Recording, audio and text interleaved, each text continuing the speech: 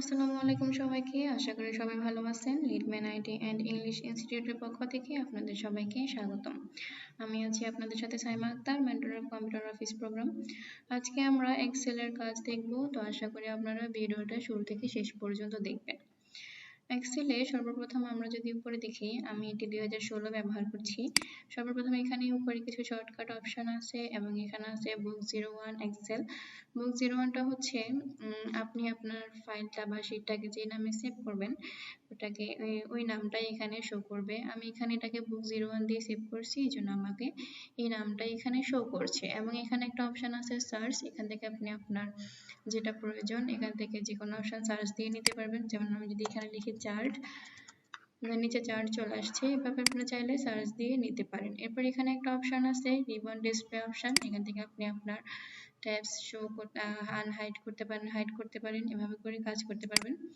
এরপর আমরা যদি নিচে আসি, এখানে কিছু অপশন আছে file, home, insert, draw, page layout, formulas, data, view help, এভাবে এগুলোকে বলা হয় মেনু। প্রত্যেকটা মেনুতে আবার আলাদা আলাদা কিছু অপশন আছে, যেমন হোম মেনুতে ক্লিপবোর্ড, ফার্স্ট, অ্যালাইনমেন্ট, নাম্বার। আমরা যদি ইনসার্টে দেখি টেবিল, স্যান্ডেল, চার্ট, এভাবে অনেকগুলো অপশন আছে। তো এগুলো দেখে ভয় পাওয়ার কিছু নাই, এগুলোর কাজ খুব ইজিলি আপনারা করতে পারবেন। খুব সহজে আমরা এগুলো দেখব।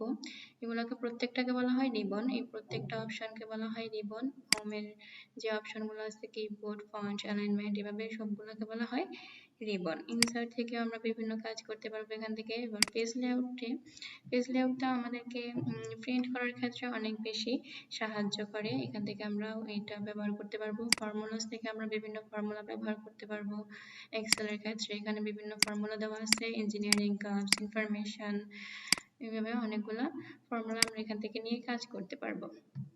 এরপর ডাটাতে থেকে আমরা বিভিন্ন কাজ করতে পারবো, এখান থেকে ফিল্টার করতে পারবো, গ্রুপ আনগ্রুপ করতে পারবো।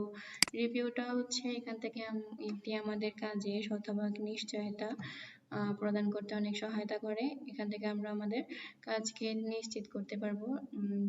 এরপর এখান থেকে ভিউ থেকে আমরা আমাদের পেজ লেআউটের কোন অবস্থায় আছে এগুলো সবগুলো দেখতে পারবো, ম্যাক্রোস দেখতে পারবো। এখানে একটা অপশন আছে হেল্প, এখান থেকে আমরা বিভিন্ন হেল্পও নিতে পারবো।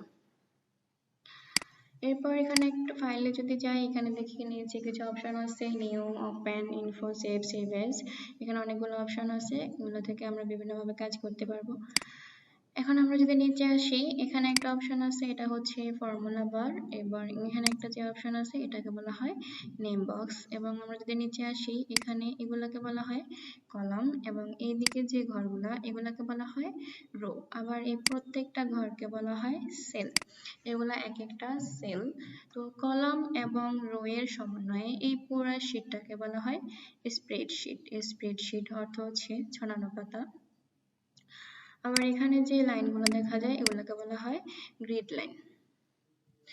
তো আজকের ভিডিও এই পর্যন্তই, আশা করি আপনারা খুব সহজে বুঝতে পারছেন। আবার দেখা হবে নতুন কোনো ভিডিওতে, সেই পর্যন্ত সবাই সুস্থ থাকুন, ভালো থাকুন। আল্লাহ হাফিজ, আসসালামু আলাইকুম।